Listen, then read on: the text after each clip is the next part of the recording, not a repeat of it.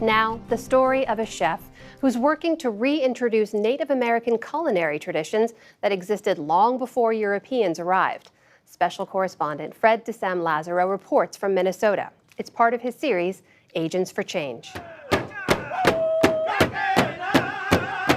The celebration begins with well-known Native rituals.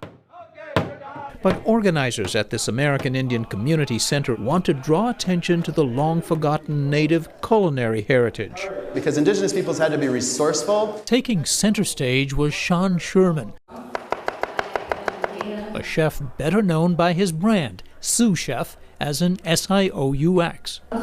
So there's some dandelion, there's 3 different kinds of mushrooms. We have patty pan squash that actually we grew in our garden. He uses native ingredients common to the Americas for hundreds of years before white settlers arrived.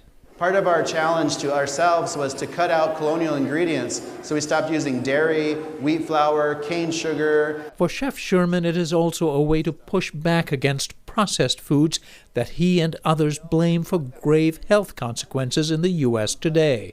The foods that all of us are eating today, most of us are eating today, are killing us. You know, they are the sources of our diabetes, our chronic disease, our cardiovascular disease. Native people have known how to grow and harvest food for a very long time. Mary Owen is a professor of medicine who also practices at a nearby reservation. She says poor diets are linked to 2 leading causes of death among Native Americans, cancer and heart disease. Native people in this state die 10 years sooner than non-natives or white folks, actually. 45-year-old Sean Sherman grew up poor in the Black Hills on the remote Pine Ridge Reservation in South Dakota and began his career in Minneapolis, working for years in restaurants where he learned various cuisines. Just all of a sudden I realized like there was no native food, so I just realized the utter absence of indigenous perspective anywhere in the culinary world. Nothing that represented the land we were actually standing on. You want me to write this too? He set out to change that, researching ancestral food systems and compiling it all into a book. The Sioux Chef's Indigenous Kitchen won the 2018 James Beard Award for Best American Cookbook. What were my Lakota ancestors eating and storing away? How are they getting oils and salts and fats and sugars and things like that? So it took me quite a few years of just researching, but it really became a passion.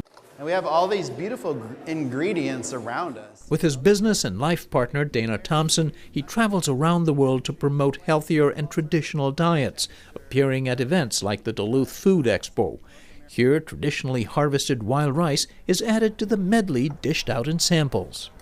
Well, it's very different from the things that I normally eat. It was really fresh. It kind of tasted like earth. It was absolutely phenomenal. To think that you could put dandelion in a food and have it taste amazing. There's no argument that fresh, organic ingredients like these on display are good for you. There were demonstrations at the Food Expo of how they can be turned into delicious dishes. The problem for many people, especially living in Native communities, is affordability and access near where they live. Between the cost of putting them together and the time that it takes to prepare them, that is more costly for so many. You know, there is a huge problem of poverty in our community. People are working more than one job oftentimes. They come home and they're tired. Fresh foods and produce are scarce on reservations, particularly rural ones, where many people rely on convenience stores for their groceries. Sherman and Thompson want to tackle the challenge of these so-called food deserts. Even if we could just get some of those gas stations to just have one section, one shelf of healthy indigenous options to choose from, you know, just take away one big shelf of chips, right? Isn't it true that those chips would be a lot cheaper than the healthier options that might replace them? It's cheaper on the front end. If you look at the costs of treating all of those foodborne illnesses, it wipes that price of the chips right out. There is a cheaper option, they say: foraging. People can just go into their backyard. We tag along at an organic farm and garden run by the Shakopee-Mdewakanton Sioux tribe near Minneapolis as Sherman and Thompson pick berries, plums, sunchokes, wild herbs, and greens. We had some cedar, we have some hyssop, and some bergamot. Back in a kitchen in St. Paul, they whip up a delicious dish with the ingredients they gathered, plus a few staples like wild rice. It's like autumn on a plate.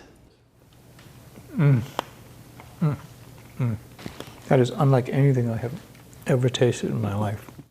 Yeah, but you know, like around here, you can't get more Minnesotan than those foods because they've been here longer than Minnesota was a concept. So. Most of the Sioux Chef's income today comes from a catering business. They plan to open a non-profit kitchen to train native chefs next year and later open their first restaurant. For the PBS NewsHour, this is Fred DeSam-Lazaro reporting on and eating off the land in St. Paul, Minnesota. And Fred's reporting is a partnership with the Undertold Stories Project at the University of St. Thomas in Minnesota.